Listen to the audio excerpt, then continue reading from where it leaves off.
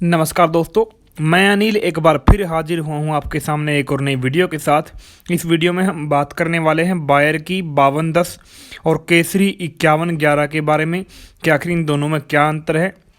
तो इस वीडियो को शुरू करने से पहले मैं आपको जानकारी दे दूं कि अगर आप इस वीडियो को YouTube चैनल पर देख रहे हैं तो YouTube चैनल को सब्सक्राइब करके घंटे का बटन जो है आप उसको दबा लीजिएगा, और साथ ही अगर आप इस वीडियो को फेसबुक पेज पर देख रहे हैं तो हमारे फेसबुक पेज को फॉलो कर लीजिएगा, और जो पेज का लिंक है वो आपको वीडियो के डिस्क्रिप्शन में मिल जाएगा।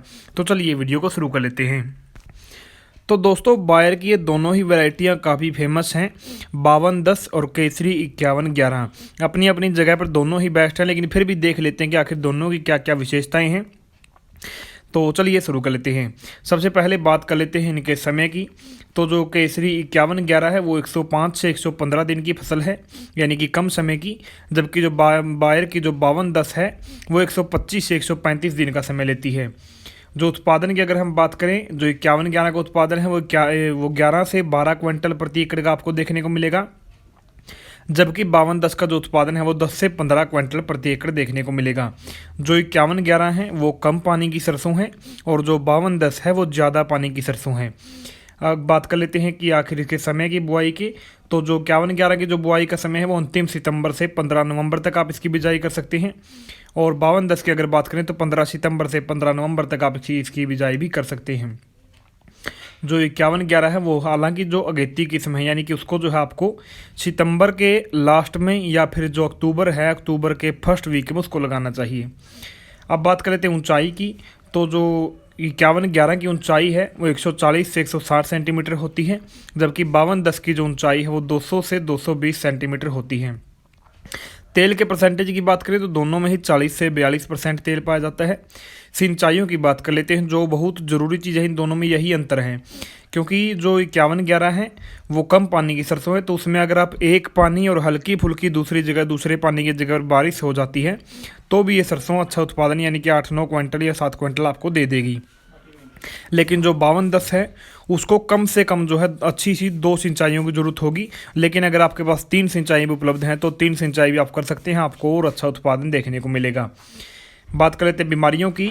तो दोनों ही जो सरसों हैं वाइट रस्ट के प्रति सहनशील हैं, और एरिया इनके एक ही हैं। आप देख लीजिए, उत्तर प्रदेश, उत्तराखंड, बिहार, पश्चिम बंगाल, असम, गुजरात, हरियाणा, पंजाब, राजस्थान, यानी कि इन सभी जगहों पर आप इनको लगा सकते हैं जहाँ पर कोई भी और वैरायटी सरसों की लगाई जा सकती हैं। जो 5210 है इसका जो तना है वो काफ़ी मोटा होता है और गिरने के प्रति सहनशील होता है, और जो 5111 है उसको जो आप है हल्की भूमि, रेतीली भूमि या फिर कम पानी वाली जगह पर लगा सकते हैं, जबकि जो 5210 है उसको आपको जो है भारी और मध्यम मिट्टी के लिए ही लगाना चाहिए। हल्की मिट्टी में या फिर जो रेतीली भूमि है वहाँ पर ये इतनी ज़्यादा अच्छी पैदावार नहीं देती। तो जो 5210 है वो वाइट रस्ट यानी कि सफ़ेद रस्ट और सफ़ेद रतुआ के प्रति सहनशील है। बात कर लेते हैं बीज दर की।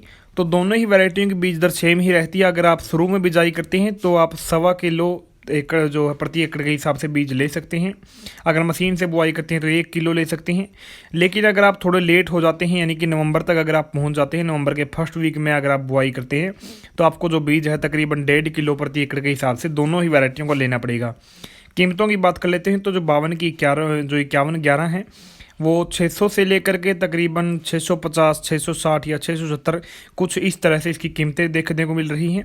लेकिन जो 5210 है इसकी जो कीमत है वो 620 से लेकर के 720 तक आपको देखने को मिल सकती हैं। तो दोस्तों, बस यही था दोनों के बारे में कि जो 5111 है वो सूखे की सरसों है, और जो 5210 है वो अच्छे पानी की सरसों हैं और अच्छी भूमि की सरसों हैं, भारी और मीडियम मिट्टी की जो है सरसों है। इसको आप हल्की मिट्टी में, रेतीली मिट्टी में और कम पानी वाली जगह पर नहीं लगा सकते।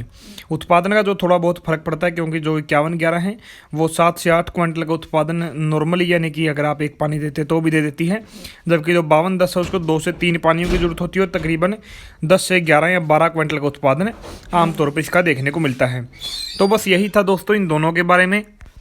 मैं आशा करता हूं कि आपको ये वीडियो पसंद आई होगी। अगर पसंद आई तो वीडियो को ज़्यादा से ज़्यादा शेयर कीजिएगा, लाइक कीजिएगा, और कमेंट करके मेरा हौसला बढ़ाइएगा कि आखिर आपको ये जानकारी कैसी लगी, या फिर आप और कौन सी जो है वैरायटी का जो है आपस में जो है कंपैरिजन आप चाहते हैं।